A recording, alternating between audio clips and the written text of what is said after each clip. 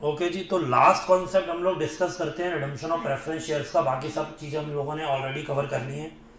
तो बेटा अगर आपको क्वेश्चन के अंदर दो kind of preference share given हो, दो काइंड ऑफ प्रेफरेंस शेयर का मतलब let's take an example, 9% preference share capital at the rate 8 paid up, और दूसरा आपको गिवन हो 10% preference share capital at the rate 10 paid up, कह सकते हैं फुली पेड अप। तो उस केस में हम लोग क्या करेंगे? अगर हमारे पास ये दो category of preference share available हैं क्वेश्चन के अंदर, तो हम क्या करेंगे? और हमें क्वेश्चन ने बोला इनका रिडम्पशन करो। क्या हम लोग दोनों कैटेगरी का रिडम्पशन करेंगे? हाँ जी। अच्छा, फुली पेड अप का रिडम्पशन करेंगे, तो पार्टली पेड अप का क्या करेंगे? उसको फुली पेड अप बनाएंगे और फिर करेंगे। देखो क्या करना है हमको, अगर आपको दो कैटेगरी मिल गई, इसका मतलब कुछ तो काम करने के लिए अवेलेबल है, कुछ कैटेगरी ऑफ शेयर्स तो रेडीली अवेलेबल है। तो ये जो आप फुली पेड अप है इसका आप रिडम्पशन करेंगे, और इसको आप क्या करेंगे बेटा? इसको आप कर देंगे इग्नोर, इसका आपको कुछ नहीं करना अगर दो कैटेगरी दी हो। लेकिन सर अगर हमें सिर्फ एक ही कैटेगरी दी है, 9% preference share capital eight 8 paid up, और कोई कैटेगरी ही नहीं है, तो आप क्या करेंगे? आप क्या इसको इग्नोर कर देंगे? इग्नोर करेंगे तो बेटा मार्क्स कहां से मिलेंगे? कुछ भी नहीं किया आपने। इसको क्या करेंगे? इसको फुली पेड अप बनाएंगे, और फुली पेड अप बनाने के बाद इसका रिडम्पशन करेंगे। बात बेटा भेजे में घुस गई अच्छे से? क्लियर? अगर दो कैटेगरी हो तो दोनों को रिडम्पशन मत करना, खाली उसी का करना जो फुली पेड अप हो, पार्टली को इग्नोर कर देना। और अगर एक ही कैटेगरी और वो पार्टली है तो उसको फुली पेड अप बनाना और उसका रिडम्पशन कर देना। बस इतना सा आपका काम बचा हुआ है, बाकी आपने सब कुछ मोस्टली कवर कर लिया। तो आओ बेटा एक क्वेश्चन पे। हमारे अब क्वेश्चन जो बचे हैं, क्वेश्चन नंबर 9 देखो पहले। Come to question number 9।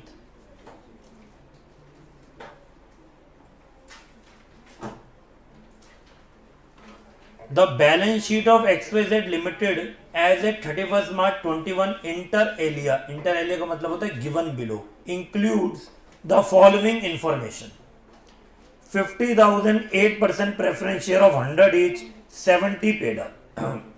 तो बेटा ये पार्टली पेड अप है कि फुली पेड अप है? पार्टली पेड अप है, 35 lakh. And 1 lakh equity share 100 रुपए फुली पेड अप, 1 करोड़ रुपए। Very good. सिक्योरिटी प्रीमियम है हमारे पास, CRR है, जनरल रिजर्व है, और बैंक का बैलेंस है।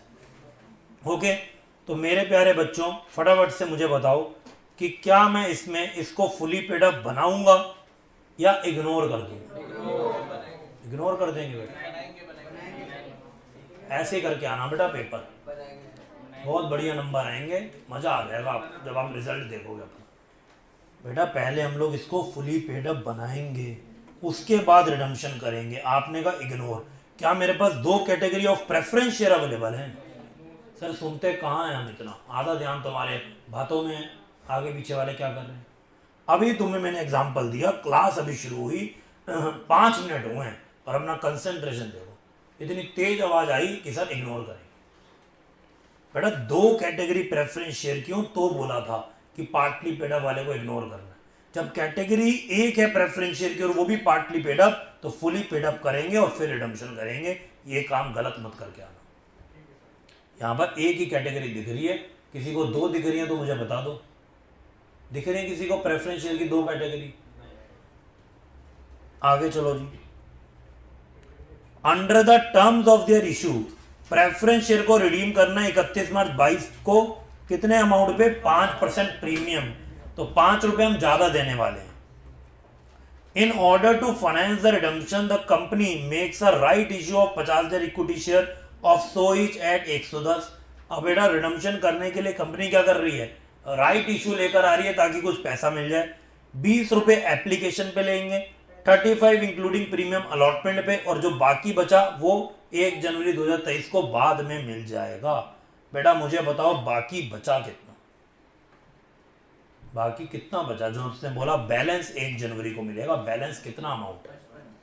55 रुपए। वेरी गुड बेटा, जिसको समझ में आया बहुत बढ़िया, नहीं आया तो बेटा थोड़ा दिमाग लगा लो, तुम्हें भी आ जाएगा।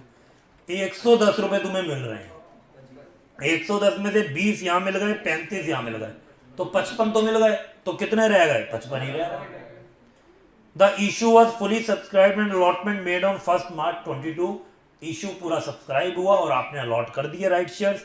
Money due on allotment was duly received by 31 मार्च। जो अलॉटमेंट का पैसा है वो आपको इस डेट पे मिला। प्रेफरेंस शेयर को रिडीम कर दिया आफ्टर फुलफिलिंग जो भी नेसेसरी कंडीशन होती है सीएलआर वगैरह बनाने की, आपने प्रेफरेंस शेयर को रिडीम कर दिया, बहुत ही बढ़िया। You are asked to pass the journal entry, ignore date column. देखो पहले तो इतनी डेट्स दे दी, अब एंड में बोल दिया डेट को इग्नोर करो, सिर्फ एंट्री ही कर दो, हम खुश हो जाएंगे, ऐसा पेपर सेटर बोल रहा है। तो आओ बेटा एंट्रीज करना शुरू करें। बताओ सबसे पहला काम क्या करें? सबसे पहले फुली पेड अप बनाएंगे। तो कितना पैसा फाइनल वालों से फाइनल कॉल का लूं? 100 था, 70 तो पेड अप था, 30 रुपए बचे, तो 50,000 शेयर पे 30 रुपए मिलेंगे। तो मेरे प्यारे बच्चों कितने पैसे मिलेंगे? क्वेश्चन नंबर 9, क्वेश्चन नंबर 9 क्या एंट्री होगी? 8% preference share final call debited, 8% preference share final call debited to 8% preference share capital. बेटा बहुत इजी है अकाउंटिंग। 50,000 शेयर 30 रुपये हमें चाहिए, तो 50,000 इंटू 30 कितना हो गया? ये ड्यू हो गया। और क्वेश्चन ने बोला ड्यूली रिसीव्ड हुए हैं, कोई टेंशन नहीं हुई, तो bank account debited to 8% preference share final call. कितना? 15 लाख। 15 लाख हो गए बेटा फाइनल कॉल की एंट्री। डन। अब इसके लिए अब क्या कर रहे हैं? उन्होंने साथ में क्या बोला? In order to finance the redemption. अब रिडम्पशन भी करना है इनका। अभी हमने फुली पेड अप तो बना दिया, अब रिडम्पशन से पहले कह रहे हैं कि फाइनेंस करने के लिए पहले तो कंपनी ने राइट इशू किया और 50,000 इक्विटी वालों से 110 रुपए मांगे, और वो एक ही बारी में नहीं मांगे, एप्लीकेशन पे 20 और बाकी अलॉटमेंट पे और बाकी बैलेंस ऐसे ऐसे करके मांग रहे हैं। तो बेटा अब तो हम लोग पहली क्लास जो इशू शेयर की पढ़ाई थी उस पर आ चुके हैं। तो क्या एंट्री होगी? ये अब मैं राइट्स इशू की एंट्री कर रहा हूं। राइट के उसने शेयर भी दे दिए 50,000, कोई रेशियो नहीं, कुछ कैलकुलेशन नहीं करनी, कोई वर्किंग नोट नहीं बनाना जो हम बनाते थे, calculation of number of right share to be issued, वो नहीं बनाना। सिंपली क्या करना है? हमें एंट्री करनी है। तो एंट्री होगी bank account debited, bank account debited to equity share application.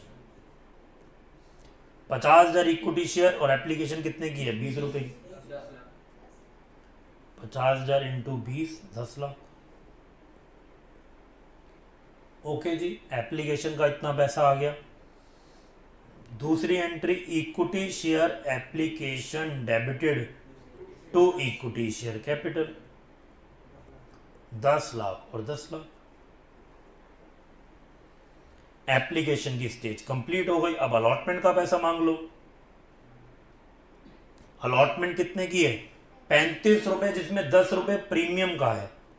तो equity share allotment debited to equity share capital to securities premium.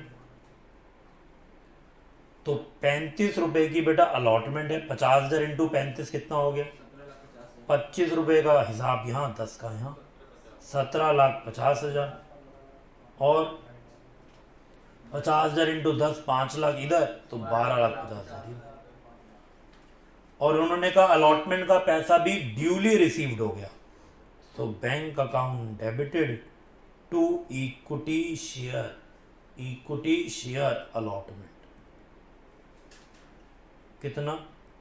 17,50,000 और 17,50,000। डन। ओके बेटा, अब हमको एक्चुअल में रिडीम करना है। अब हमको प्रेफरेंस शेयर्स को रिडीम करना है कि नहीं करना? और किस पे करना है? पार पे कि प्रीमियम पे? 5% प्रीमियम पे करना है। तो बेटा फटाफट से बताओ जरा क्या एंट्री होगी? बताओ बताओ बताओ, एंट्री क्या करूँ?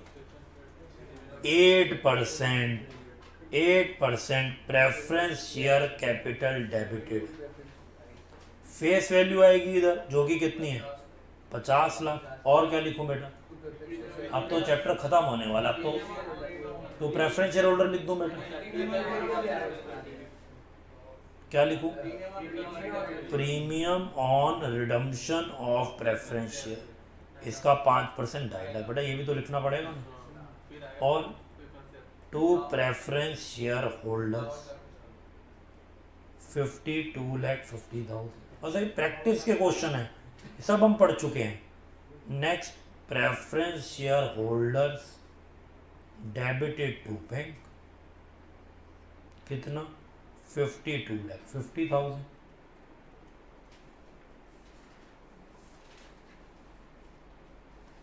ओके, अब और क्या काम है? और है कुछ काम की नहीं? हाँ जी हाँ जी हाँ जी, फाइनल कॉल तो बेटा रिडम्पशन के काम के बाद कर रहे हैं, बैलेंस ऑन किसी डेट पे लिखा था, अभी तो रिडम्पशन का ही प्रोसेस कंप्लीट नहीं है। रिजर्व से लेंगे बेटा, 2 डब्बे बनाए थे, तुम भूल गए बेटा, एक फ्री रिजर्व का बॉक्स, और उसके पैसे कहाँ जाते थे? उसके पैसे सीआरआर में जाते थे।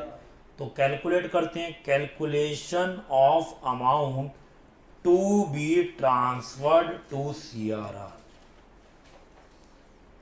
Calculation of amount to be transferred to CRR. बता सकते हो कितना पैसा सीआरआर में जाएगा? कैसे कैलकुलेट करते थे? Nominal value of preference share redeemed minus nominal value of equity share issued. तो जो nominal value preference share redeemed है वो कितनी है? 50 लाख। और जो इक्विटी शेयर इशूड है वो अभी तक नॉमिनल वैल्यू कितनी है? बेटा फाइनल कॉल अभी की नहीं है, वो इसके बाद का प्रोसेस है। तो अभी तक कितनी आपने नॉमिनल वैल्यू इक्विटी शेयर की इशू कर ली? आओ जी देखें देखें देखें देखें देखें, ये देखो मेरे प्यारे बच्चों, 10 लाख ये, और 12,50 ये। हमें इक्विटी शेयर कैपिटल को पकड़ना है, नॉमिनल वैल्यू यही होती है, फेस वैल्यू। तो 10 लाख और 12,50 टोटल कितनी हो गई? 22,50,000 बेटा इक्विटी शेयर नॉमिनल वैल्यू पे इशू हो चुका है, 10 लाख और 12,50,000। तो इसका मतलब कितना शॉर्टफॉल है? 27,50,000। ओके, तो इस 27,50,000 को हम लोग कहाँ ट्रांसफर करेंगे? सीआरआर। ओके जी, तो बेटा सीआरआर के लिए हमारे पास फ्री रिजर्व्स क्या अवेलेबल है एज पर क्वेश्चन डेटा? बताओ बेटा। बेटा capital redemption reserve free reserve होता है, उसमें तो बेटा डालना है, उसी में से उठा के उसमें डाल दोगे क्या? जनरल रिजर्व यही है फ्री रिजर्व। तो जनरल रिजर्व से पैसा उठेगा और इसमें चला जाएगा। क्या जनरल रिजर्व के पास काफी पैसा है? जी सर बिल्कुल। तो general reserve debited to CRR 27,50,000। अभी बेटा एक काम और बचा हुआ है सर, अब क्या बचा? तुम सोच के बताओ।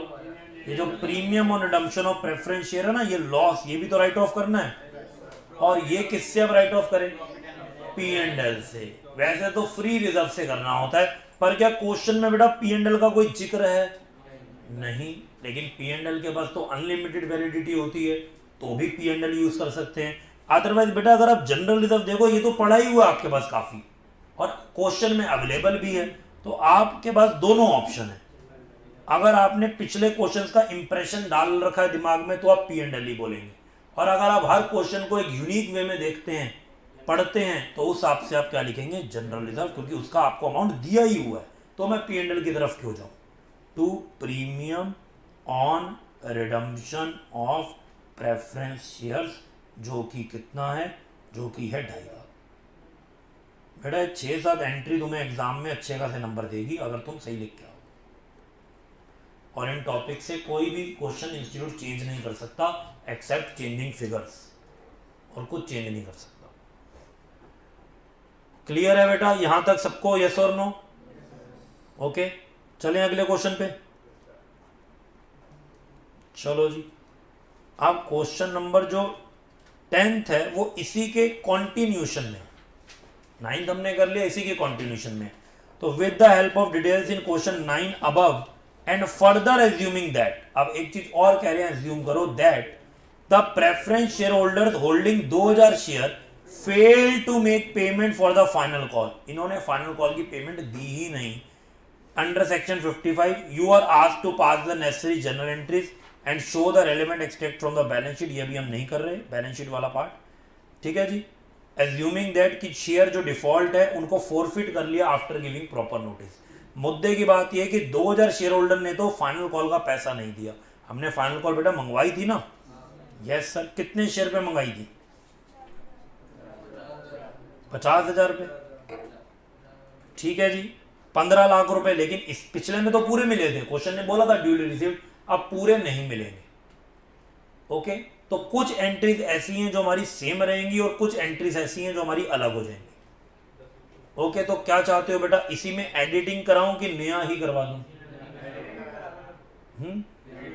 समझ जाओगे एडिटिंग से, नया करवा दो बेटा, मेरे से तो मेहनत पूरी करवाओगे तुम, फिर उसका अगला क्वेश्चन मैं बोलूंगा बेटा नया कर लो जरा तुम, ठीक है। होमवर्क का क्वेश्चन तो बेटा तुम करते नहीं और मुझे कहते हो सर दोबारा से ही करवा दो शुरुआत से, मैं तो देखो तभी भी मना नहीं करता। अच्छा, क्लास में कॉन्सेप्ट होता है फिर होमवर्क की जरूरत नहीं पड़ती, ऐसा होता है? होमवर्क की बेटा जरूरत हमेशा है। ओ बेटा, कितने मग इकट्ठे हो गए घर पे? कितने हो गए? जान के नहीं दिया बेटा, नाराजगी चल रही है आपसे। मार्क्स आए थे, दिए नहीं, ऐसा हुआ कि आपके आईएएस से किसी और को दे दिया? क्यों नहीं दिया? जो जो टेस्ट हो रहे हैं, जो आईएएस था उसको मिल ही रहे हैं बेटा, ऐसे थोड़ी है नहीं मिल रहे। तुमने कितने छीने मेरे से, ये बताओ। 4 सब्जेक्ट हैं तुम्हारे पास, कितने इकट्ठे हुए? 5 हो गए? अच्छा बेटा, लेकर आना, कल देखूंगा मैं।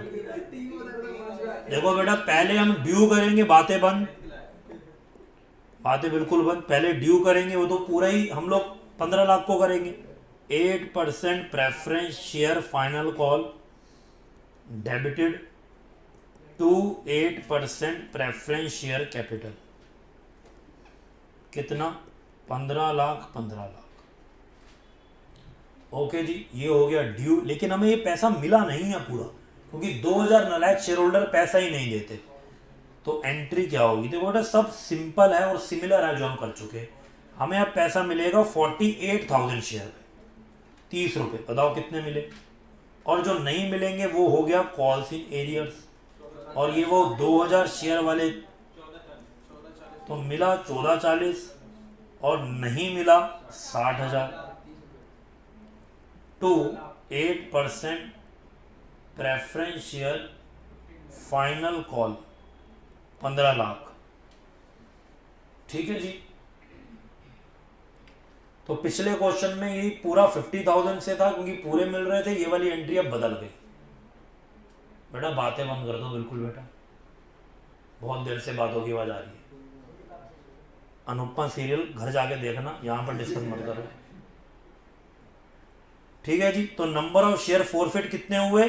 2000। Number of shares forfeited is equal to 2000 share.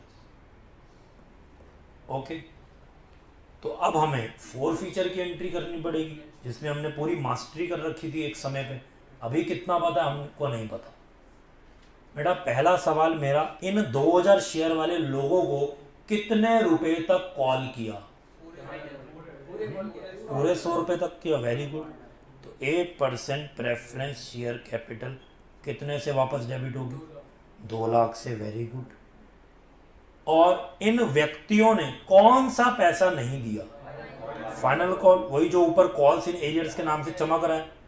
Final call लिख लो, कॉल्स इन एरियर्स लिख लो, कोई दिक्कत नहीं है। 2 कॉल्स इन एरियर्स के इन्होंने हमें 60,000 नहीं दिए। तो बेटा इसका मतलब इन्होंने आज तक कितने रुपए दिए होंगे? 1,40,000। ये देखो बेटा, इशू ऑफ शेयर पे हम आ चुके हैं। अब क्वेश्चन में कोई दम नहीं है, वो हमारे पुराने टॉपिक रिवाइज करवाएगा। ठीक है बेटा। अब इसके बाद की जो एंट्रीज है ना सर कौन सी, इसके बाद राइट इशू किया, क्योंकि पिछले क्वेश्चन का कॉन्टिन्यूशन है। राइट इशू का एप्लीकेशन का पैसा मांगा, अलॉटमेंट का मांगा, दो एंट्री हुई, वो एग्जैक्टली सेम है। बस यहीं पर तो 2000 शेयर ने पैसे नहीं दिए थे, राइट शेयर तो उतने का ही हुआ है, तो अगली चारों एंट्री सेम है, वो तो ना करवाऊं कि वो भी दोबारा से करवाऊं। तो यहां लिख लेते हैं हम लोग remaining 4 entries, remaining 4 entries of rights issue will be same as done in question number 9, जो हमने पिछले क्वेश्चन में करी है। राइट इशू का एप्लीकेशन का पैसा मांगा, अलॉटमेंट का मांगा, वो चारों एंट्री कॉपी पेस्ट है। तो अब क्या हमें, क्योंकि रिडम्पशन करना है, क्या एंट्री अलग होगी कि रिडम्पशन की भी सेम होगी? अलग होगी, क्योंकि कुछ लोग तो वैसे मैदान छोड़ के चले गए, उनको क्यों रिडीम करें, उनको तो हमने फोरफिट ही कर लिया। तो आओ जी अब हम देखेंगे हमारे रिडम्पशन की क्या एंट्री हो। अब यहां से हमारा रिडम्पशन का प्रोसेस स्टार्ट हो गया। हाँ जी बेटा बताओ क्या एंट्री होने वाली है। 8% प्रेफरेंस शेयर कैपिटल डेबिट। हमारे शेयर कितने रह गए अब?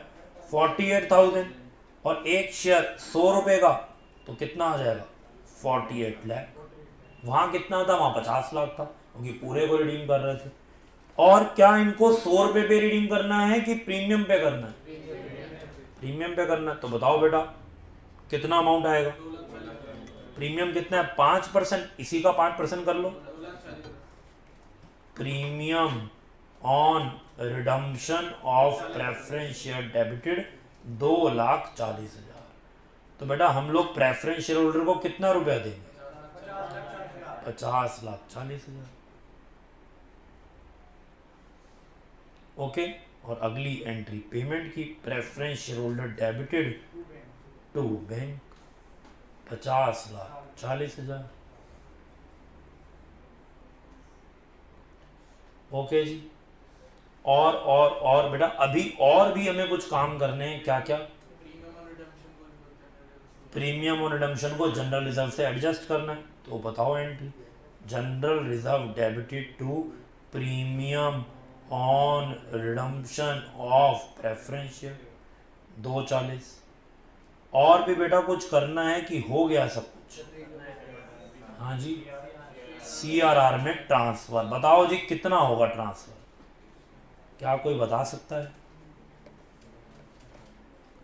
Calculation of amount to be transferred to CRR।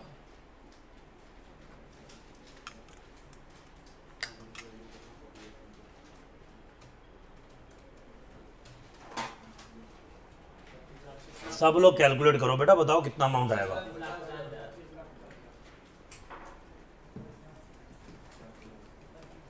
हाँ जी, nominal value of preference share redeemed less nominal value of equity shares issued. तो प्रेफरेंस शेयर रिडीम्ड कितने के हुए हैं? 48 लाख के कि 50 लाख के? 48 लाख के। और इक्विटी शेयर जो इशूड हुए हैं वो कितने का अमाउंट है? वो तो बोला था पिछले क्वेश्चन की तरह ही चल रहा है, 22.5 लाख। तो कितने का CRR बनेगा? 25,50,000। और एंट्री क्या होगी? जनरल रिजर्व से पैसा खींच लिया और कहाँ ट्रांसफर कर दिया? To CRR 25,50,000। हाँ जी बेटा, किसी को कोई परेशानी? डन। तो बस इतना सा क्वेश्चन था, बहुत ही सिंपल, जिसमें सारी चीज़ें पुरानी ही डिस्कस हो रही है। ओके सर, तो चलें एक और लास्ट क्वेश्चन पे। So now come to question number 11 and this is the last question बेटा। आओ पढ़ना स्टार्ट करें सब लोग। इसमें भी कुछ अलग नहीं है, बस आपकी प्रैक्टिस हो जाएगी इसलिए करवा रहा हूँ। The books of B limited showed the following balance on 31 December 2023। 30,000 equity share हैं 10 रुपए के फुली पेड अप, और 18,000 12% रिडीमेबल प्रेफरेंस शेयर है 10 रुपए के फुली पेड अप, और 4000 10% रिडीमेबल प्रेफरेंस शेयर हैं 10 रुपए के 8 पेड अप। क्या कर देंगे बेटा, इसको आखिरी वाले को बेटा बिल्कुल इग्नोर कर देंगे अपनी एक्स की तरह। ठीक है जी, इसको क्या कर देंगे, इग्नोर, क्योंकि यहां पर प्रेफरेंस शेयर की 2 कैटेगरी हैं। अगर एक होती तो इसी को बेटा सुधारना पड़ता, फुली पेड अप बनाना पड़ता और फिर रिडम्पशन करना पड़ता। अब हमारे पास है काम available already, 12% redeemable preference share backup है बेटा, कोई चिंता की बात नहीं है, इसलिए बिल्कुल बिल्कुल इसको इग्नोर कर सकते हैं। बैकअप ना हो बेटा तो उसी को झेलना पड़ता है, क्या करें। ठीक है, तो अभी हमारे पास बैकअप पूरा है, एक फुली पेड अप पूरा इंस्ट्रूमेंट पड़ा हुआ है, तो इसको हम लोग आराम से यूज करेंगे। डन, क्वेश्चन तुमसे ही करवाऊंगा, तुम जितना मर्जी हंस लो, करोगे तो बेटा तुम ही है question. Undistributed reserve and surplus का बेटा पूरा तुम्हें डाटा दिया हुआ है।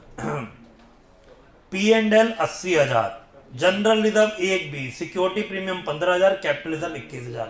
किसको कैसे यूज करना है तुम अच्छे से जानते हो। आगे चलो जी, for redemption 3000 equity share of 10 रुपए इशूड एट 10% प्रीमियम। रिडम्पशन के लिए क्या यूज कर रहे हैं, इक्विटी शेयर इशू कर रहे हैं, वो भी 10% प्रीमियम वाला। पैसा इकट्ठा करना ना, तभी तो रिडम्पशन करेंगे। At the same time preference share को रिडीम कर दिया 1 जनवरी 24 को एट अ प्रीमियम ऑफ 2 पर शेयर, और अब पैसा आ गया तो हमने रिडम्पशन भी कर दिया। द वेयर अबाउट का मतलब होता है इंफॉर्मेशन, अता पता। Information of holders of 100 share of 10 each fully paid are not known. हम इनको रिडम्पशन करना चाहते हैं, इनका अता पता ही लापता है बेटा। हम अकाउंट में पैसे भेजते हैं, ट्रांजैक्शन फेल्ड हो जाती है, पैसे वापस आ जाते हैं। फिजिकल एड्रेस पे लेटर भेजते हैं, लेटर वापस आ जाता है। गायब हो गए हैं लोग, पैसा ही नहीं ले रहे अपना, पता नहीं कहाँ है, मिल ही नहीं रहे। तो ये 100 शेयर्स जो हैं प्रेफरेंस शेयर, इनको अब हम पेमेंट नहीं कर पाएंगे, ये खो गए हैं बेटा लोग, क्योंकि लंबा समय होता है, 5 साल 10 साल नहीं मिल रहे लोग, ना वो पैसे मांगने आ रहे हैं, हम भेज रहे हैं तो ट्रांजेक्शन फेल हो रही है। ठीक है जी, इसके बाद अब bonus issue of equity share was made at par, bonus issue भी कर दिया पार पे। 2 share being issued for every 5 held. बताओ जी बोनस की रेशियो क्या है, 2:5 ऑन दैट डेट। और कहां से यूज करना है, out of the capital redemption reserve. क्या यहां पर क्वेश्चन सही रिजर्व को सबसे पहले चूज कर रहा है कि गलत रिजर्व को कर रहा है, सही को बेटा, ब्लॉक्ड को कर रहा है, इसी को करना चाहिए। However equity share issued for redemption, अभी हमने इक्विटी शेयर इशू किए थे ना, ये देखो फॉर रिडम्पशन इतने इक्विटी शेयर इशू कर रहे हैं, तो क्वेश्चन क्लियर कर रहा है जो इक्विटी शेयर आपने रिडम्पशन के लिए इशू करे are not eligible for bonus. इनको बोनस नहीं मिलेगा, क्योंकि बेटा ये तो अभी अभी इशू हुए, और अभी इशू होते ही बोनस मिल जाए, ये तो अच्छी बात नहीं है। और ये जो पुराने वाले हैं बेटा कब से चल रहे हैं, ये वाले 30,000, ये इतनी देर वेट करके आए और इनको अब बोनस मिला, और वो अभी इशू हुए और अभी बोनस मिल जाए, ये तो ठीक नहीं है ना। वो नाराज हो जाएंगे, हमने इतनी मेहनत की, इतने टाइम तक होल्ड करके रखा शेयर, और ये लोग अभी अभी आए, सर आपने इनको अभी अभी शेयर बोनस शेयर दे दिया। तो एक रिकॉर्ड डेट होती है, आपको समझाया हुआ मैंने, रिकॉर्ड डेट के हिसाब से बोनस इशू होता है। अगर आप उस रिकॉर्ड डेट पे शेयर होल्डर थे तो ही आपको ये वाला बोनस मिलेगा, नहीं तो अभी रुके रहो, अगले बोनस में आपका नंबर आएगा। ठीक है जी, तो ये वाला जो अभी इशू हुआ ये एलिजिबल फॉर बोनस नहीं है। जर्नल एंट्री करो to record the transaction, ignore date column. हो जाएगा बेटा, हो जाएगा कि नहीं, करो बेटा फटाफट से, स्टार्ट कर दो, फटाफट से सॉल्व करना। ओके, सबसे पहले तुम्हें पता है क्या करना है, पहला स्टेप क्या होगा मैं बताऊंगा नहीं, फिर दूसरा स्टेप क्या होगा, फिर राइट्स आएगा, फिर रिडम्पशन आएगा, फिर बोनस आएगा, सब कुछ मिक्स है बेसिकली इस क्वेश्चन।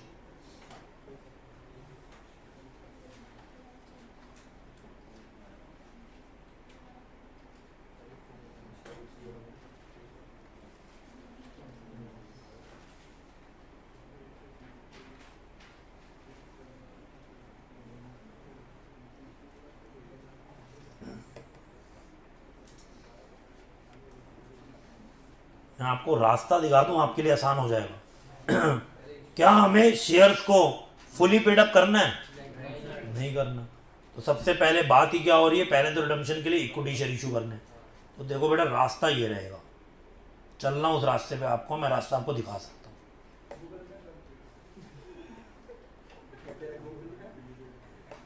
हाँ बेटा, ये अकाउंट्स का गूगल मैप ही होता है, इसी के थ्रू सही जगह पर पहुंचते हैं। गूगल मैप फेल हो सकता है, ये नहीं होता।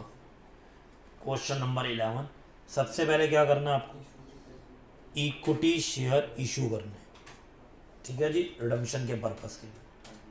ओके सर, फिर आपको क्या करना है, फिर आपको रिडम्पशन का सब काम करना है, जितनी भी चीज़ें होती हैं, रिडम्पशन की एंट्री, और इसी में बेटा सीआरआर की एंट्री, और इसी में वो जो आपका प्रीमियम ऑन रिडम्पशन है उसको राइट ऑफ की एंट्री, वो सब इसी में आ जाता है। और एंड में किसकी बात हो रही है, एंड में बोनस है। ये है बेटा रास्ता, इस पे चलना आपको। शुरू कर दो फटाफट से।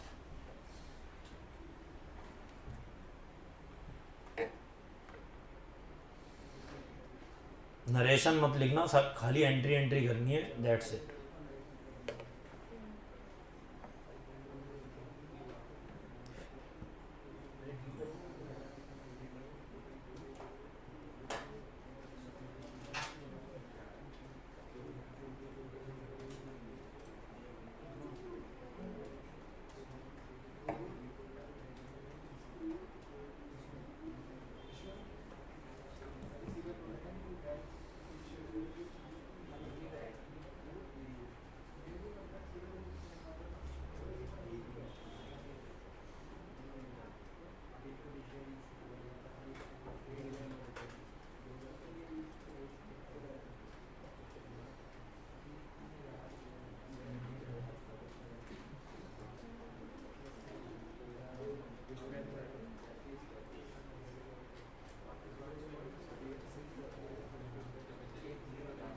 खुद से करो बेटा, एग्जाम में अकेले होगे।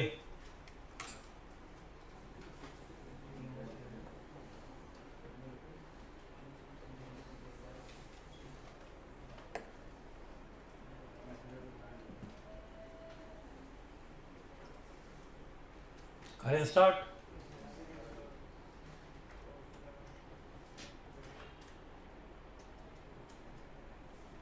चलो, इक्विटी शेयर इशू की मुझे एंट्री बताओ। Bank to equity share capital कितने रुपए से होगी, bank account debited to equity share capital to securities premium. तो 3,000 शेयर हैं 10 रुपए के, तो यहां पर आ गया 30,000, और यहां पर आ गया 3,000, और यहां पर आ गया 33। डन। पहली एंट्री में तो कोई दिक्कत नहीं होगी कम से कम। इसके बाद बेटा रिडम्पशन करना है। कौन सी वाली कैटेगरी का करना है, फुली पेड अप वाले का। 12% redeemable preference share of 10 each, 18,000 share है। ओके जी, तो क्या एंट्री होगी, 12% redeemable preference share capital debit, कितने रुपए से, 1,80,000 से। और क्या इनको प्रीमियम पे रिडीम करना है कि ऐसे ही कर दें, बस प्रीमियम पे करना है। कहाँ लिखी है ऐसी बात, देखो जी, एट अ प्रीमियम ऑफ 2 पर शेयर, 2 का मतलब कहीं ना कहीं 20%। तो बेटा 1,80,000 का 20% कितना हो गया, 9,000। कितना हो जाएगा, 36,000 हो जाएगा बेटा। 18,000 शेयर का 2 रुपये, 36,000, और 20% करोगे तो भी वही आएगा। ठीक है जी, और ये पैसा मिलेगा प्रेफरेंस शेयर होल्डर को। अभी तो बेटा तुमने 2-3 घंटे मैथ्स पढ़ा, उसके बाद भी ऐसी बात है। अगर मैथ्स वाले सर यहाँ होते, उन्हें कितना दुख होता, जानते हो कि नहीं, कि कितने नालायक बच्चे मुझे ही मिलने थे। सेकेंड एंट्री बेटा, preference share holder debited to bank. कितना पैसा एक्चुअल में आपने पे किया, क्या सबको पे किया, नहीं, कुछ लोग खो गए। कितने लोग, 100 शेयर वाले लोग बेटा खो गए। तो कितनों को हम अल्टीमेटली पेमेंट करेंगे, 18,000 शेयर होल्डर थे, 17,900 को करेंगे, इंटू 12, बताओ कितना हो गया, 2,14,8। ठीक है जी, 18,000 की जगह 100 शेयर कम 17,900। अब तो बेटा क्वेश्चन में कुछ खास बचा नहीं है। प्रीमियम और रिडम्पशन ऑफ प्रेफरेंस शेयर को हम लोग राइट ऑफ करेंगे और क्वेश्चन की गुल्लक में मेरे पास क्या पी एंड एल है? बिल्कुल है बेटा, 80,000 रुपये है। तो P and L debited to premium on redemption of preference share 36,000 और 36,000। ओके बेटा, और एक काम और करना है, क्या? CRR का काम, calculation of amount to be transferred to CRR। और कितना अमाउंट ट्रांसफर होगा? Nominal value of preference share redeemed minus nominal value of equity share issued. तो प्रेफरेंस आपकी शेयर रिडीम बेटा कितनी नॉमिनल वैल्यू के हुए हैं? 1,80,000 के। और इक्विटी शेयर आपने कितने के इशू करे हैं? ये रही हमारी पहली एंट्री, 30,000 के। बस बेटा, तो CRR कितने का बनेगा? 1,80 माइनस 30, तो ये बनेगा 1.5 लाख रुपए। तो क्या एंट्री हो जाएगी? अब कहाँ से पैसा उठाएं? जनरल रिजर्व हमारे पास पड़ा हुआ है 1,20 का, तो जनरल रिजर्व से डेबिट कर दो 1,20 और पी एंड एल से 30 ले सकते हैं क्योंकि अभी 36 ही यूज हुआ है और पी एंड एल में इसका मतलब अभी 44 बचा होगा, तो कोई दिक्कत नहीं है, 30 ही चाहिए हमें। तो टू CRR 1.5 लाख। चलो जी, रिडम्पशन के भी सारे काम हमने कर लिए। अब इसके बाद हमारा जो लास्ट काम बचा था वो किसका बचा था? बोनस, जो हम लोग पहले ही कहीं ना कहीं पढ़ चुके हैं कि बोनस शेयर की हम लोग यहाँ क्या एंट्री करने वाले हैं। सबसे पहले मुझे बताओ कि कितने बोनस शेयर इशू होंगे। Calculation of number of bonus shares to be issue 12,000। पहले तो देखें हम एग्जिस्टिंग शेयर्स कितने हैं। बेटा 30,000 तो ये वाले हैं और इसके बाद ये जो हमने 3,000 और इशू करे इसको भी इसमें ऐड कर दूं? नहीं, क्यों नहीं? क्वेश्चन ने बेटा स्पेसिफिकली बोला है however equity share issued for redemption not eligible for bonus. तो इमोशनल हो गए, इसको मत ऐड कर देना, सब गलत हो जाएगा। खाली 30,000 ही हमारे लिए एग्जिस्टिंग शेयर्स हैं जो बैलेंस शीट की डेट पे थे। और बोनस का रेट क्या है या रेशियो कितनी है? 2:5। तो बताओ जी नंबर ऑफ बोनस शेयर कितने हो गए? 2/5 ऑफ 30,000 मतलब कि 12,000 शेयर। इसका मतलब मुझे बोनस कैपिटल कितनी रेस करनी है? तो आप जरा ढूंढ लो कि ये 1,20,000 का बेटा जुगाड़ कहां से होगा, कहां से होगा?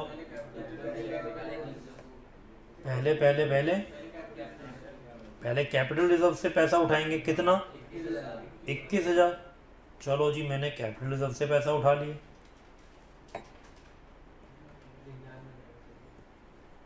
और क्या करूं? 15,000 सिक्योरिटी प्रीमियम से हटाऊं? नहीं हटा रहा मैं। तो अगर मेरे पास ब्लॉक्ड रिजर्व हैं तो पहले ब्लॉक्ड को पकड़ूंगा कि सेमी ब्लॉक्ड पे पहले आ जाओ? तो क्या मेरे पास ब्लॉक्ड है इस टाइम? कुछ नहीं है बेटा। अच्छे से देखो, आंखें खोल के देखो, दिखेंगे बेटा। CRR अभी तो बनाया, तुम कैसे भूल जाते हो इतनी पास वाली बात? ये क्या है? CRR क्रेडिट हुआ तो बना कि नहीं? बल्कि तुम तो सिर्फ CRR डेबिट करके भी क्वेश्चन कर सकते थे। 1.5 लाख का तुमने ही तो बनाया बेटा, तुमने ही एंट्री बताई। अब तुम भूल गए और तुम पहुंच गए सिक्योरिटी प्रीमियम के बाद। तो ऐसे थोड़ी चलेगा। तो CRR में अब बाकी जो बचा वो डाल दो। कितना बचा? 99। या फिर तुम सिर्फ CRR डेबिट भी 1,20 कर सकते थे। ओके जी, टू बोनस इशू। और क्वेश्चन ने बेटा बोनस के लिए कुछ बोल तो नहीं दिया था कि सिर्फ कैपिटल रिजर्व या कुछ यूज करना है। ये देखो बेटा, हम नालायक हैं।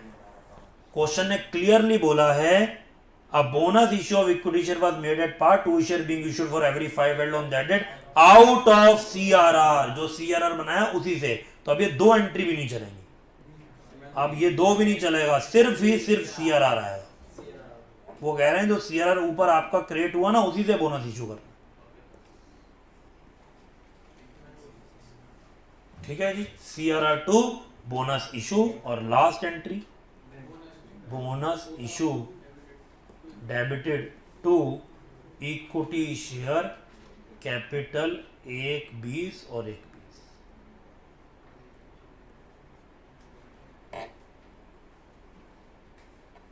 करो जी बेटा नोट डाउन, और इसी के साथ हमारा रिडम्पशन ऑफ प्रेफरेंस शेयर हो जाता है समाप्त।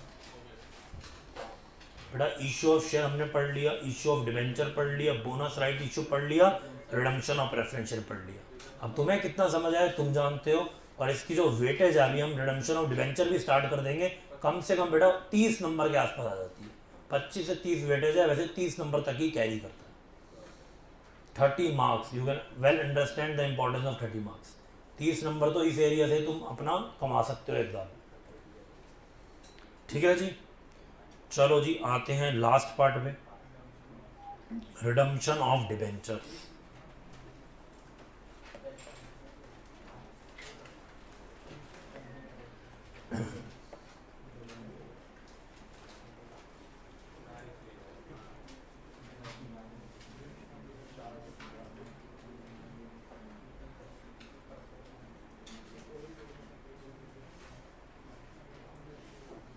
Redemption of debentures. तो जैसे हमने रिडम्पशन ऑफ प्रेफरेंस शेयर पढ़ा, बिल्कुल उसी की तर्ज पे ये टॉपिक है।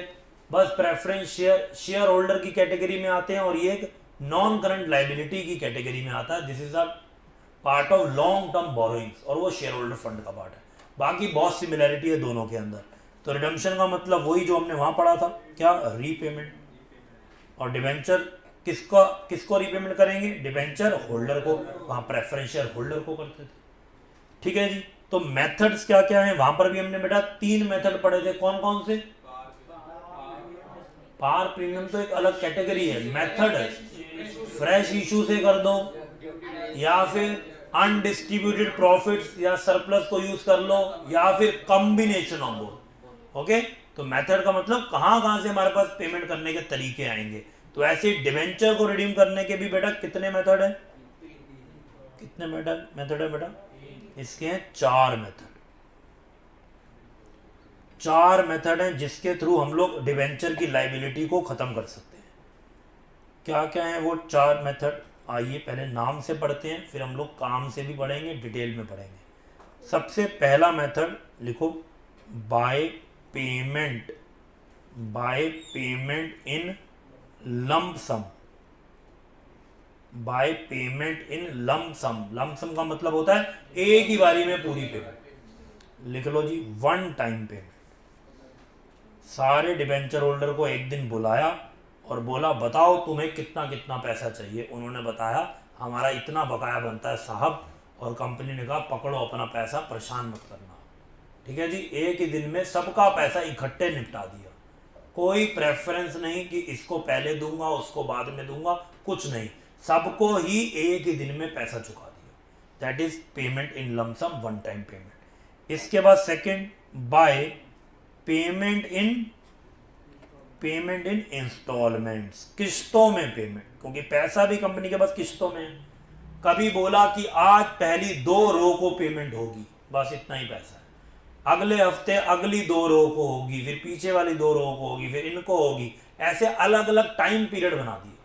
उसको क्या बोलते हैं, बाय पेमेंट इन इंस्टॉलमेंट, या फिर ग्रेजुअल पेमेंट। धीरे धीरे करके पेमेंट कर रहे हैं, एक ही दिन पेमेंट करने जितना पैसा नहीं है, तो धीरे धीरे पेमेंट हो जाएगी, कोई इशू नहीं है। और इसके अलावा next by purchase in open market. बेटा हमने जो डिबेंचर इशू कर रखे थे ना, उनको ओपन मार्केट से ही खरीद लिया, ऐसा बनके जैसे हम एक इन्वेस्टर है।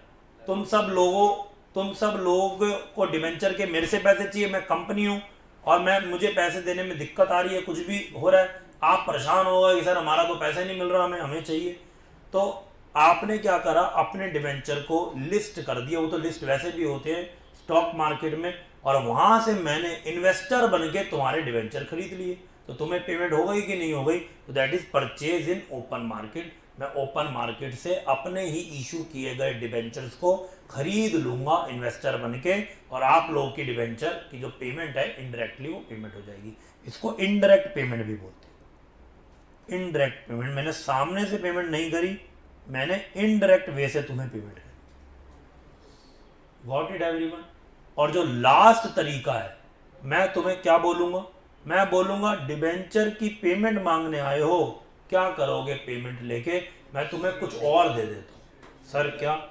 मैं तुम्हें बोलता हूं देखो हमारी कंपनी कितनी ग्रो कर रही है, हमारा शेयर का दाम 5 साल पहले क्या था और कहां पहुंच गया, तुम लोग डिबेंचर की जगह उतने ही अमाउंट के इक्विवेलेंट क्या ले लो, शेयर ले लो। लिखो जी by conversion of debentures into shares. Debentures को शेयर्स में कन्वर्ट कर दिया। तो बेटा ये जो पहले वाले 2 तरीके हैं ना, ये चाहे आप एक ही बारी में पेमेंट कर रहे हो, धीरे धीरे कर रहे हो, कर तो पेमेंट ही रहे हो, दे तो पैसा ही रहे हो, तो और वो भी डायरेक्टली, तो इसको बोलते हैं हम डायरेक्ट पेमेंट के मेथड या सोर्स। और ये जो बाकी हैं कि भैया तुम्हारे मैंने डिवेंचर ओपन मार्केट में खरीद लिए या तुम्हें शेयर दे दिए, ये को डायरेक्ट में पे नहीं कर रहा, तो इनको बोलते हैं इनडायरेक्ट पे। बेटा चार्ट अच्छे से बना लेना, दिमाग ओवरव्यू माइंड मैपिंग इसी से होगी। ठीक है जी। तो जो पहले दोनों तरीके हैं, this is just like usual redemption, जो नॉर्मल रिडम्पशन का तरीका है। तुमसे मैंने 5 साल पहले पैसे लिए, मैं आज तुम्हें पैसे ही चुका रहा हूं, पैसों के बदले में पैसे ही दे रहे हैं, इधर उधर की बातें नहीं कर रहे। ठीक है जी। फिर चाहे मैं पैसे आपको ज्यादा दूं, कम दूं, क्या दूं, वो एक अलग बात है, लेकिन दे तो मैं तुम्हें पैसा ही रहा हूं। कर लिया जी नोट डाउन। तो पहले हम लोग ये पहले दोनों मेथड्स की बातें ज्यादा करेंगे आज, उसके बाद बाकी के मेथड्स देखेंगे। तो लिखो जी पहले यूजुअल रिडम्पशन, इसको बोलते हैं यूजुअल, एज यूजुअल रिडम्पशन किया, कोई इन्वेस्टमेंट नहीं करी डिवेंचर में, कोई डिवेंचर को शेयर में कन्वर्ट नहीं किया। तो यूजुअल रिडम्पशन की देखो एंट्री बेटा कितनी आपको आसान लगेगी। सबसे पहले क्या देखेंगे कि अमाउंट ड्यू कितना है डिवेंचर होल्डर का, amount due to debenture holders. क्या एंट्री होगी बेटा, अमाउंट ड्यू कैलकुलेट करने की, कि हम लोग आपको पेमेंट करने वाले हैं, उसके लिए पहले ड्यू अमाउंट निकालेंगे। क्या एंट्री होगी, percentage debentures debited to debenture holder. बेटा यही तो हम लोग प्रेफरेंस शेयर होल्डर में भी कर रहे थे, वहां पर हम करते थे percentage redeemable preference share capital debited to preference share holder. वो percentage redeemable preference share capital का नाम परसेंटेज डिवेंचर बन गया, और preference share holder debenture holder बन गए, बाकी तो कुछ अलग है ही नहीं। और बेटा जब हम एक्चुअल में पे कर देंगे तो क्या एंट्री हो जाएगी, amount paid to debenture holder. क्या एंट्री होगी, debenture holders debited to bank. Okay जी। लेकिन just like SEBI share holders का ध्यान रखता है और कोई इनोसेंट शेयर होल्डर का पैसा खराब ना हो, इसलिए नई नई कंडीशंस लगाता रहता है जो आपने पढ़ी हुई है इशू ऑफ शेयर में। बेटा तुम कोई ऐसी 2 कंडीशन बताओ जिससे तुम्हें लगा हो कि सेबी ने या कंपनीज एक्ट ने इन्वेस्टर का ध्यान रखा फॉर इशू ऑफ शेयर। पूरा बताओ क्या डिस्काउंट, डिस्काउंट पे शेयर इशू करना प्रोहिबिट किया। फायदा सोचा कि नहीं, तुम डिस्काउंट के चक्कर में 10 की जगह 8 रुपए दे देते हो और 8 भी आपके 0 हो जाते हैं, तो वो बंद करा दिया, एक काम। दूसरा क्या काम किया, 90% मिनिमम सब्सक्रिप्शन का जो क्लॉज लेकर आए। अब जो बेकार कंपनी होंगी उनको सब्सक्रिप्शन ही नहीं मिलने वाला, तो बेटा ये भी तुम्हारा फायदा सोचा। ऐसे ही डिबेंचर होल्डर भी पहुंच गए उनके पास, बोले हमारा भी तो कुछ सोच लो। तो सेबी ने बोला तुम्हें काय की चिंता, तुम्हारा तो रिडेम्पशन पक्का पक्का ही है, उनका पक्का नहीं होता, इसलिए उनको ये 2 लड्डू हमने दिए, तुम्हें क्या टेंशन। उन्होंने कहा हमें भी टेंशन है, अगर कंपनी ही खराब हो गई, बिक गई, कुछ और चक्कर हो गया, खत्म हो गई, तो हमारा रिडेम्पशन भी कहां से हो पाएगा, जब पैसे ही नहीं बचे तो कहां से होगा। तो हमें भी कुछ आप सेफ्टी सिक्योरिटी प्रोवाइड करो। तो सेबी ने बात को बिल्कुल जेन्युइन माना और कहा ठीक है जी, तुम्हारे लिए भी कुछ रूल्स बनाते हैं कि तुमको भी पेमेंट मिलने में कभी दिक्कत ना है, इसके लिए कुछ रूल्स बना देते हैं और कंपनी के ऊपर ये रूल हम इम्पोज कर देंगे कि तुम्हें ये फॉलो करना ही करना है, नहीं फॉलो करोगे तो डिवेंचर इशू ही नहीं कर सकते। कंपनी को करना पड़ेगा, तभी तुम्हारी सेफ्टी सिक्योरिटी रहेगी। अब वो क्या रूल्स हैं, क्या नॉर्म्स हैं, क्या पॉलिसीज हैं, हम वो पढ़ेंगे, वही हमारा कॉन्सेप्ट का पार्ट है। और जब भी रिडम्पशन करना है वो चीज़ें आपको ध्यान में रखनी है। तो लिखना शुरू करो मेरे प्यारे बच्चों। Every company issuing debentures have to follow certain norms as laid down in companies act, जो कंपनीज एक्ट में लिखे गए हैं, companies act 2013, to ensure safety of funds provided by debenture holders. तो उनके फंड्स की सेफ्टी रहे, इसके लिए ये कुछ नॉर्म्स बनाए गए जो उनको फॉलो करने पड़े। क्या क्या है नॉर्म्स, आइए जानते हैं। पहला नॉर्म क्या बोला एक्ट में, every company have to create a reserve, एक रिजर्व में, एक गुल्लक में पैसे जोड़ने पड़ेंगे। A reserve which is known as क्या नाम रखे, फिर उन्होंने सोचा क्या नाम रखें जो इसके नाम पे जचे, लोगों को नाम से पता चल जाए कि किसके लिए रिजर्व बन रहा है। रिडीम किसको कर रहे हैं, डिबेंचर को। तो उन्होंने कहा नाम भी ऐसे रखते हैं, डिबेंचर को रिडीम करने के लिए डिबेंचर रिडम्पशन रिजर्व, सिंपल। और अब हम लोग इसको प्यार से डीआरआर बोलने लगे। तो नाम में ही क्लैरिटी है, डिबेंचर रिडम्पशन रिजर्व, डिबेंचर को रिडीम करना है फ्यूचर में, आज से ही गुल्लक में पैसे डालने लग जाओ। ठीक है जी, सुना हुआ था डीआरआर, थोड़ा धुंधला सा। हाँ जी, वो भी होता है, वो भी दूसरी रिक्वायरमेंट है, वो भी इम्पोज करी, अभी उस पर भी आएंगे। ठीक है जी, तो कहाँ पढ़ा है, क्या पढ़ाते हैं बेटा क्लास 12th में, तो फिर कैसे पढ़ लिया बेटा आपने? अच्छा, पहली बार दे रहे हो पेपर, दोबारा दे रहे हो, फिर कहाँ से पढ़ लिया भाई? दो जगह से पढ़ रहे हो क्या पहली बारी में? सेकंड वालों को तो बेटा बहुत चीज़ें पता होंगी, उनकी बात नहीं कर रहा मैं, उनको तो ऑब्वियसली इतना तो पता ही होगा कि ये चीज़ें होती हैं।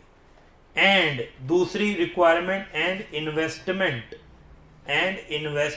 इन सर्टेन सिक्योरिटीज, कुछ आपको पैसा इन्वेस्ट करके रखना पड़ेगा in certain securities, which is known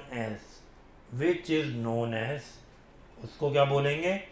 उसको बोलेंगे डिबेंचर को रिडीम करने के लिए इन्वेस्टमेंट बनाई जा रही है, तो डिबेंचर रिडम्पशन इन्वेस्टमेंट, इसको हम प्यार से बोलते हैं डीआरआई।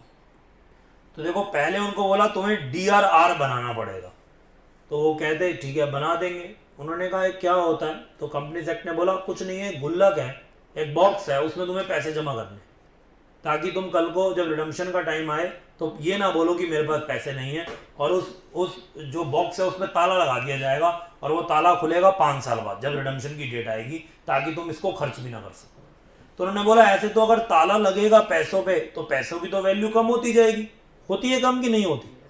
पढ़ते हो बेटा टाइम वैल्यू ऑफ मनी, तो पैसे की वैल्यू तो कम होती जाएगी। उन्होंने कहा ठीक है, ये भी बात तुम्हारी समझ में आ रही है हमें, तो एक काम करो, बाकी का जो पैसा है उसके लिए तुम क्या कर लो, इन्वेस्ट कर लो। उनको इन्वेस्ट करोगे तो ग्रो होता जाएगा, वो टाइम वैल्यू ऑफ मनी से खराब नहीं होगा।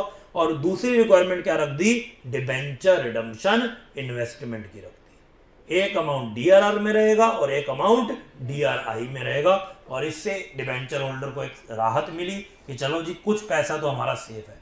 बेटा कुछ ही पैसा सेव होता है, 100% गारंटी तो आज के टाइम पे किसी भी चीज में नहीं है तो तुम बता दो बेटा, किसी भी चीज में नहीं है। हाँ जी बताओ कौन मेरे साथ इस मुद्दे पे बहस करना चाहता है कि कोई भी चीज की पूरी गारंटी?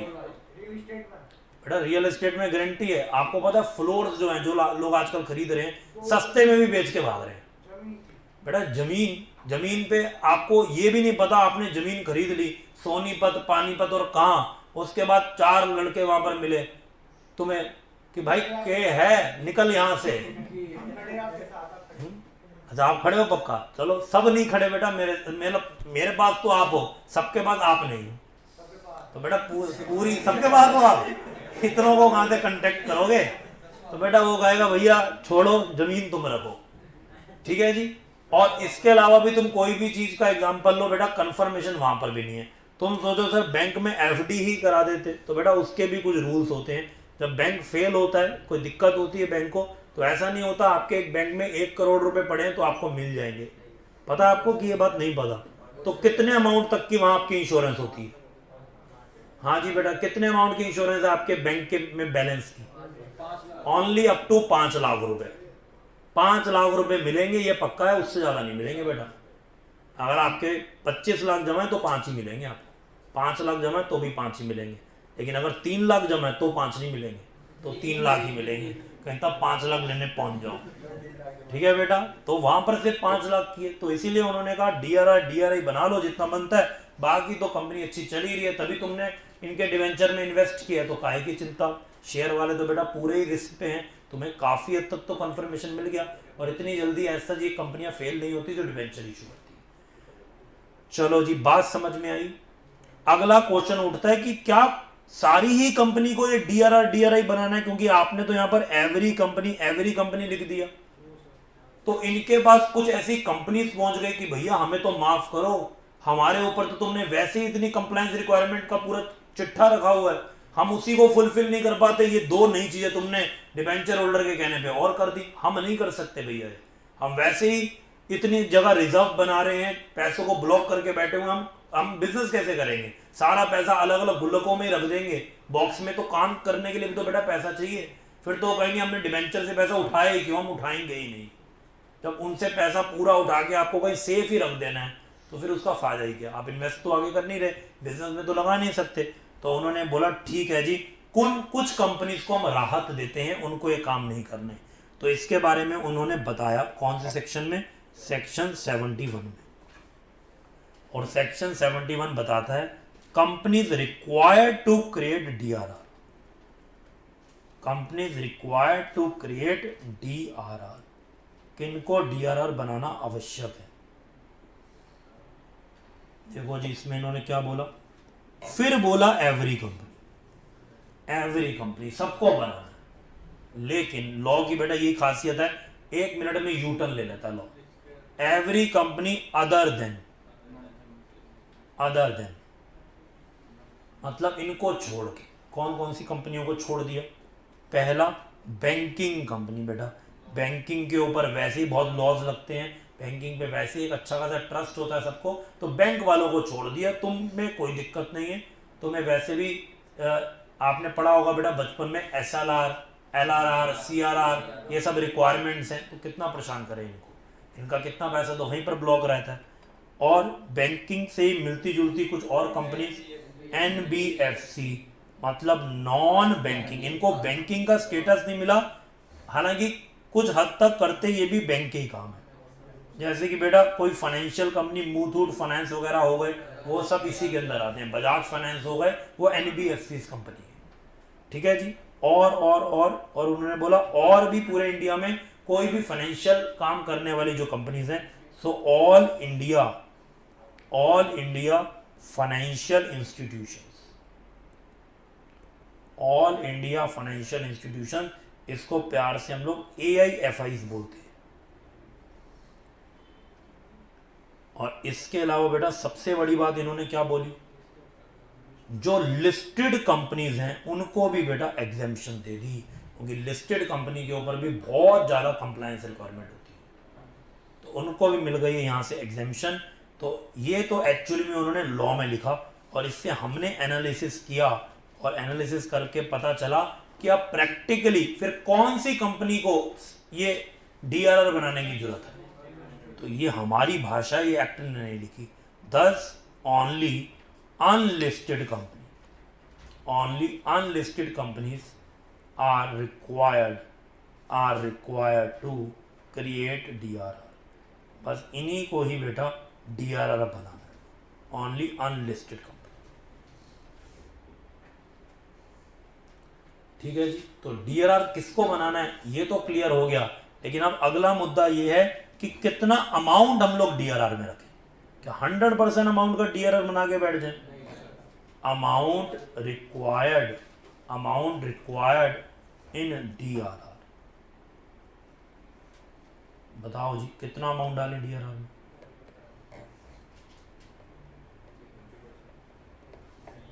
हाँ जी, पढ़ा है बेटा कुछ कि नहीं पढ़ा? 10% ऑफ किसका? Of outstanding debentures to be redeemed, जो आप डिबेंचर रिडीम करने वाले हो उसका बेटा 10% of outstanding debentures to be redeemed. 10% बेटा आपको यहाँ पर डीआरआर बनाना है। अब क्या होगी इनकी एंट्रीज जरा देखते हैं। डीआरआर क्रिएशन की एंट्री, डीआरआर को क्रिएट करेंगे तो डीआरआर कौन सा रिजर्व है? एक तरीके से बेटा फ्री रिजर्व बनेगा कि ब्लॉक्ड बनेगा? ब्लॉक बोला था ना, इस बॉक्स पे ताला लग जाएगा और ताला खुलेगा 5 साल बाद जब रिडेम्पशन की डेट आएगी। तो ये ब्लॉक्ड रिजर्व में गुल्लक में पैसा डालना है। पैसा कहां से आएगा? जो फ्री रिजर्व होंगे, जो हमारी कमाई के बाद खर्चे पूरे होने के बाद जो पैसा बचेगा वो हम लोग इस पर्पस के लिए लॉन्ग टर्म के लिए इकट्ठा करेंगे। और हमारा जो फ्री रिजर्व है वो क्या है? P&L debited to DRR. ठीक है जी, P&L से पैसा उठाएंगे और डीआरआर में डालेंगे। बेटा ऐसे ही होता है, देखो आप भी अगर कुछ बच्चे अर्न करते हैं या आप नहीं करते तो आपके पेरेंट्स तो ऑब्वियसली करते हैं, तो जो आपके मंथली एक्सपेंसेस होते हैं उनको सब खर्च वर्च करने के बाद, पहले तो वही होंगे, उसके बाद वो पैसे को क्या करते हैं? हाँ जी बेटा, क्या करते हैं? बैंक में जमा करते हैं, इन्वेस्ट करते हैं, ऐसे ही कुछ तो करते होंगे। क्या करते हैं? कुछ और करते हैं? क्या करते हैं?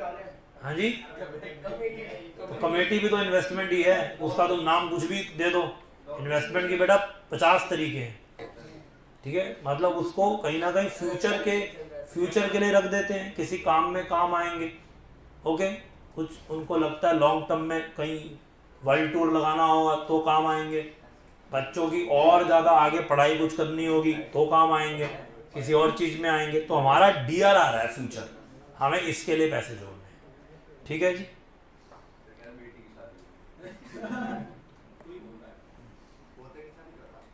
बेटा शादियों के अलावा भी जिंदगी में कुछ बचता है, पढ़ लो बेटा, नहीं तो ऐसे शादी भी नहीं होगी। सामने वाला भी कोई पूछेगा कि भैया क्या करते हो, ये बोलोगे बस जी मई सितंबर और जनवरी करता हूँ। मई में जाता हूँ पेपर देने, फिर सितंबर में चले जाता हूँ, फिर जनवरी में जाता हूँ, यही खेल खेल रहा हूँ, ये बोलोगे बेटा। तो पढ़ लो पहले, शादी उसके बाद का प्रोसेस।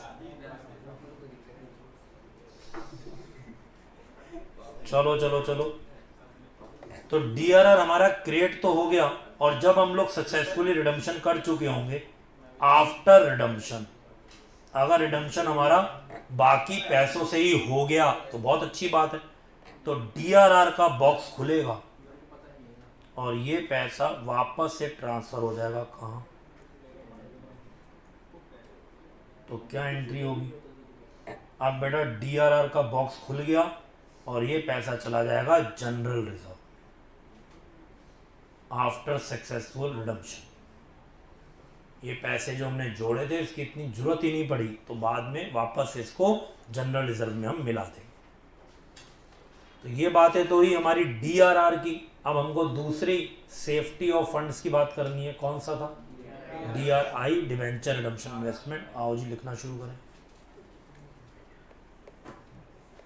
लिखो फटाफट से, डिवेंचर रिडम्पशन इन्वेस्टमेंट मतलब कि डीआरआई।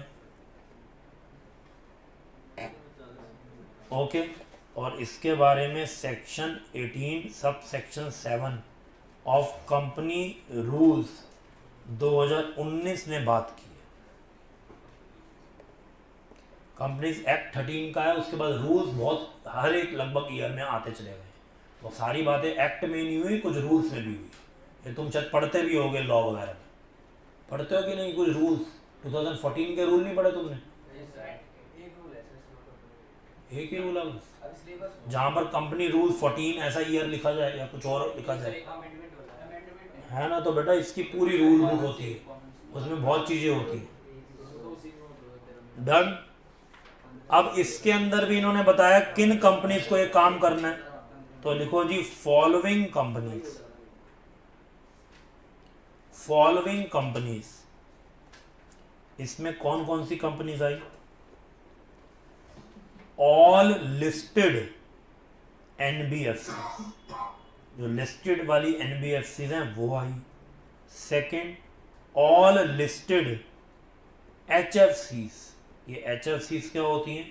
ये होती हैं हाउसिंग फाइनेंस कॉरपोरेशन, जो आपको बेटा घर वर दिलवाती हैं, उसका फाइनेंस करती हैं कि क्या रेंट पे रहते रहते हो, घर ले लो और जितना तुम्हारा रेंट जाता है उतनी तुम्हारी मंथली इंस्टॉलमेंट जाएंगी, और एक टाइम के बाद तो आपको घर आपके नाम, मतलब नाम पे तो पहले हो जाता है, एक टाइम के बाद तो कभी आपको इंस्टॉलमेंट भी नहीं देनी पड़ेगी, चाहे 20 साल लगे 25 साल लगे, घर तो हो जाएगा आपका।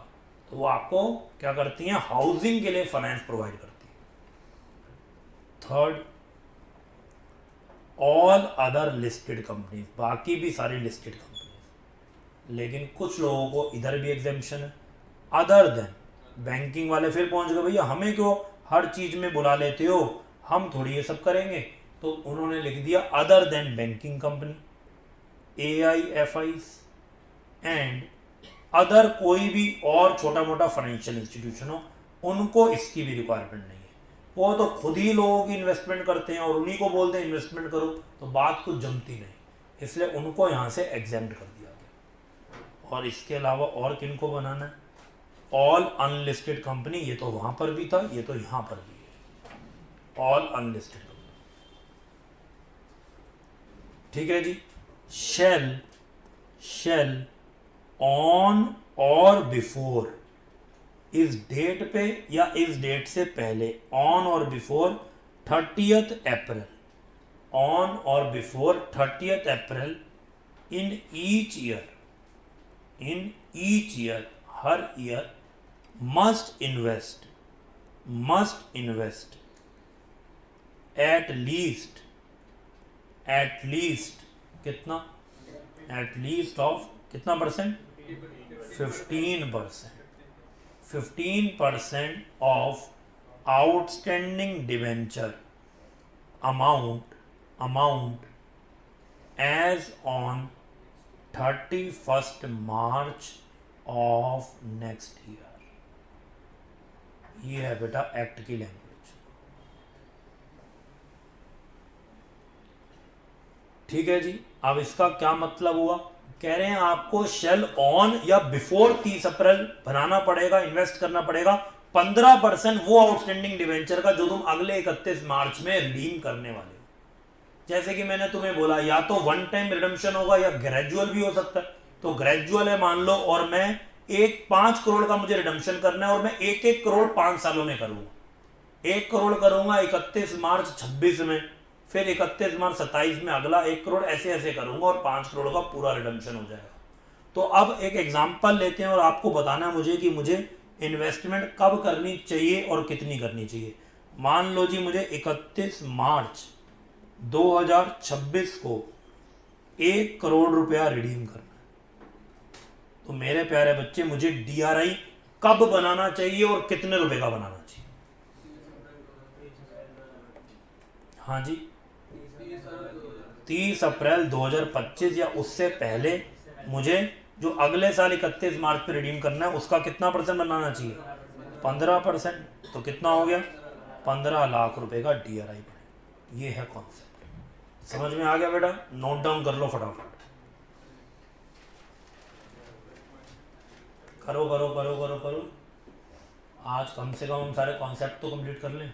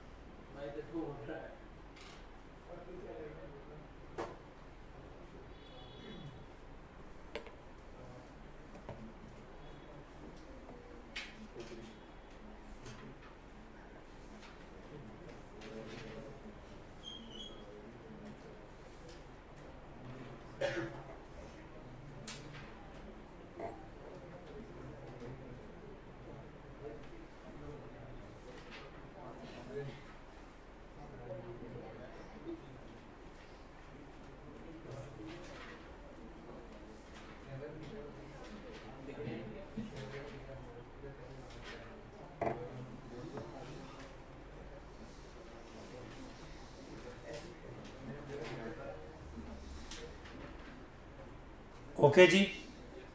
तो एंट्रीज की बात करते हैं। क्रिएशन ऑफ डीआरआई, जब आप डीआरआई में इन्वेस्ट करेंगे, डीआरआई को क्रिएट करेंगे तो क्या एंट्री होगी बेटा? डीआरआई इज नथिंग बट आप एक इन्वेस्टमेंट कर रहे हैं, आपको एसेट मिल रही है, तो क्या एंट्री करोगे? Debenture redemption investment debited to bank. Investment करी और बैंक से आपका पैसा चला गया।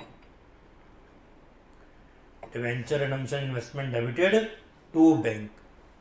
और जब इन्वेस्टमेंट करी तो बेटा इन्वेस्टमेंट से क्या आएगा? इंटरेस्ट आएगा।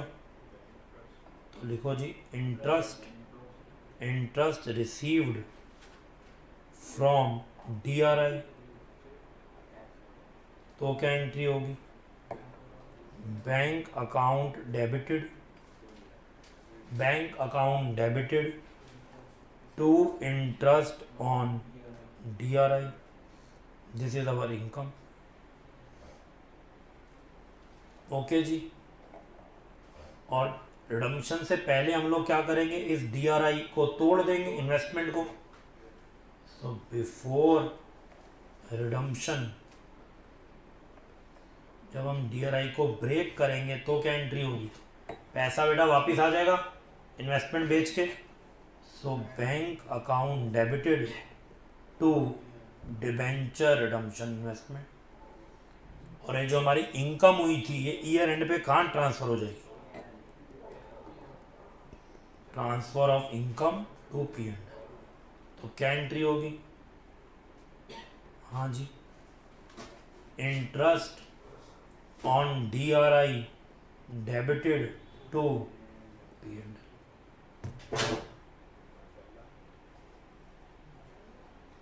ठीक है जी, बहुत सिंपल एंट्री है। इन्वेस्टमेंट क्रिएट की, इन्वेस्टमेंट से इंटरेस्ट कमाया, इंटरेस्ट को पी एंड एल में भेजा, इन्वेस्टमेंट को ब्रेक किया। किसी को कोई दिक्कत, कोई परेशानी? तो चलें बेटा अगले मेथड पे। यूजुअल रिडम्पशन तो लगभग हमारा कवर हो चुका है। इसके बाद एक हमने पढ़ा था जब डिबेंचर को हम ओपन मार्केट से परचेज करते हैं, वो बाद में करेंगे। और जो लास्ट मेथड था हमारा वो क्या था? Conversion method. तो लिखो बेटा conversion method.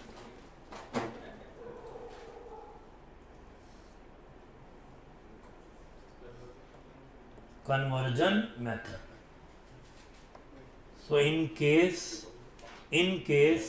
debenture holders are not paid in cash, in case debenture holders are not paid in cash, sometimes companies give them an option to convert their holdings into equity shares। उनको option देते हैं कि आप अपने debenture holder की holdings को convert कर लो, किसमें? To equity shares. Holdings into equity shares. तो अब क्या हो रहा है? जो डिबेंचर होल्डर थे उनका नाम बदल रहा है। अब वो क्या बन रहे हैं? वो बन रहे हैं इक्विटी शेयर।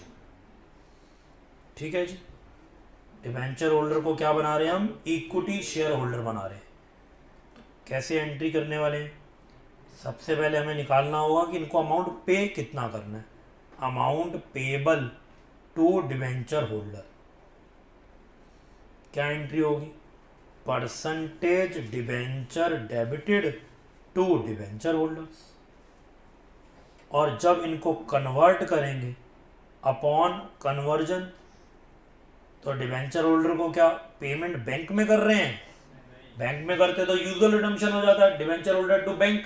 बस यही फर्क है, यहाँ टू बैंक नहीं आएगा, यहाँ क्या आ जाएगा? To equity share capital. और अगर प्रीमियम वाला शेयर दिया फिर टू सिक्योरिटी प्रीमियम भी हो जाएगा। देखो बेटा वही बचपन की एंट्रीज, कुछ भी अलग नहीं है। यही पेमेंट करते तो डीएच टू बैंक होता, पेमेंट नहीं कर रहे तो इक्विटी शेयर और सिक्योरिटी प्रीमियम हो गया। छापो बेटा फटाफट से। हो गया बेटा, बहुत बढ़िया। बाकी बच्चे बेटा फटाफट से नोट डाउन करो। डन। आओ जी बेटा क्वेश्चन पे चलते हैं। Question number 3। Come to question number third everyone. क्या कहता है question number third? XYZ limited ने इशू करे 1000, ये क्या है क्वांटिटी, 12% नाम में ही है कन्वर्टिबल डिवेंचर, डिवेंचर का नाम ही कन्वर्टिबल है, कन्वर्ट होने के लिए इशू हुए थे।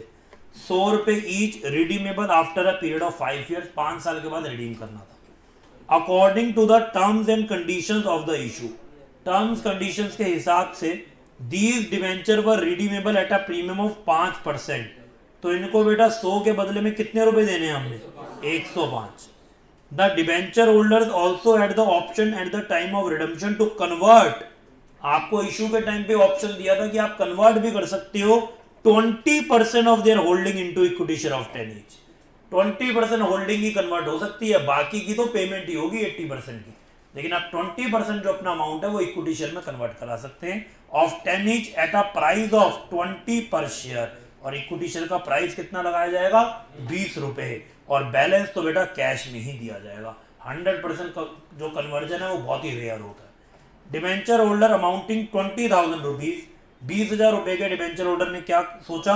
Opted to get their debentures converted, उन्होंने कहा हम डिवेंचर को कन्वर्ट करा रहे हैं into equity share as per the terms of the issue. Terms of the issue का मतलब 20% ही बस कन्वर्ट होगा। You are required to calculate the number of share issued and cash paid for redemption of 20,000 debenture holder, 20,000 rupees debenture holder. आपको बताना है कि हमने कन्वर्जन कैसे किया और हमने पेमेंट इन कैश कैसे की। चलिए बेटा स्टार्ट करते हैं। क्वेश्चन नंबर थर्ड, क्वेश्चन की पहले कुछ इंफॉर्मेशन लिख लेते हैं। 1000 क्वांटिटी है, 1000, 12% convertible debentures eight the rate 100 रुपये। इसका मतलब आपके ऊपर डिवेंचर की बेटा लाइबिलिटी थी कितनी? 1 लाख रुपए की। और आपने जो रिडीम करना है वो रिडीम का आपका अमाउंट कितना है? 5% ज़्यादा मतलब 105। तो बेटा 105 के हिसाब से 1000 डिवेंचर कितना रुपया आपका जाएगा? 1,05,000 जाएगा। और कन्वर्जन की जो रेशियो है वो कितनी है? वो है 20%। 20% ही बस आप कन्वर्ट कर सकते हैं। So calculation of number of equity shares issued to debenture holders, कितने इक्विटी शेयर इशू करेंगे हम डिबेंचर होल्डर को? तो सबसे पहले तो देखो number of debentures, number of debentures available for conversion, कितने डिबेंचर्स अवेलेबल हैं बेटा कन्वर्जन के लिए? बताओ जी। क्लियरली लिखा हुआ है डिबेंचर होल्डर्स अमाउंटिंग 20,000 रुपए opted to get their debenture converted. 20,000 रुपए का मतलब नंबर ऑफ डिबेंचर कितने हो गए? 20,000 डिवाइड बाय 100 रुपए का एक डिबेंचर है, मतलब 200। तो 200 ही डिबेंचर जो हैं वो कन्वर्ट होना चाहते हैं। कन्वर्जन की रेशियो क्या है? क्या सबको कन्वर्ट कर देंगे? इसमें से भी सिर्फ 20% रेशियो है। तो बताओ जी नंबर ऑफ डिवेंचर्स कन्वर्टेड कितने हो जाएंगे? 200 का 20%, 40 डिवेंचर्स, 40 ही खाली कन्वर्ट हो पाएंगे। और इनका रिडीमेबल अमाउंट कितना बनता था? इनको अगर हम लोग नॉर्मली कैश में रिडीम करते तो कितना हम इनको पे करते? 40 डिवेंचर इंटू क्या कह रहे हैं रिडीमेबल अमाउंट 105 हो चुका। तो 40 इंटू 105 कितना? 4200 रुपये हमें इनको देने पड़ते। लेकिन अब पैसा तो ये मांग नहीं रहे, ये तो क्या मांग रहे हैं? Equity share. तो बताओ जी number of equity share to be issued, इनको कितने इशू करें? 4200 रुपये देने हैं और एक इक्विटी शेयर कितने का है? 20 रुपये का, 20 rupees per share divided by 20 कितना? 210 फाइनली इक्विटी शेयर इनको इशू होंगे। बेटा पहले तो तुम्हें ये वर्किंग नोट अच्छे से समझना पड़ेगा, इसके बाद ही क्वेश्चन की जर्नल एंट्री स्टार्ट होगी। करो फटाफट से नोट डाउन और समझ के करो। बेटा कितने चक्कर लगेंगे बाहर?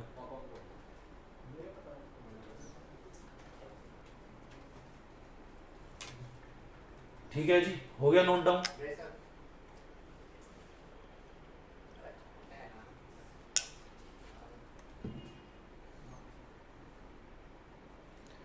Okay ji.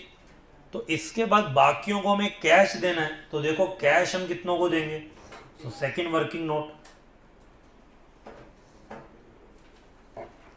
Calculation of cash to be paid, calculation of cash to be paid to ₹20,000 debentures.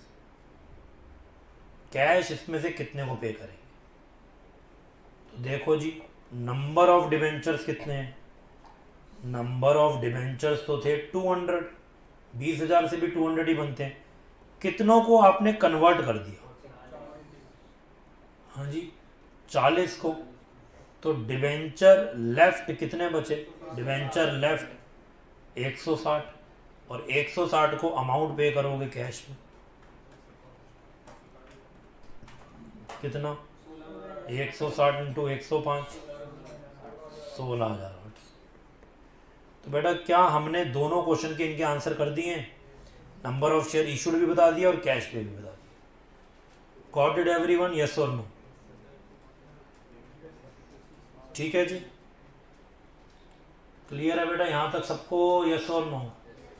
तो बेटा यहाँ तक के लिए आज के लिए इतना ही, बाकी क्वेश्चंस अलग हैं, कॉन्सेप्ट अलग हैं, डिटेल टाइम लगेगा, अगली क्लास में करेंगे। एंड अगली क्लास में your redemption of debenture will be over. Friday को आपकी जो अगली क्लास होगी उसमें रिडम्पशन आपका ओवर।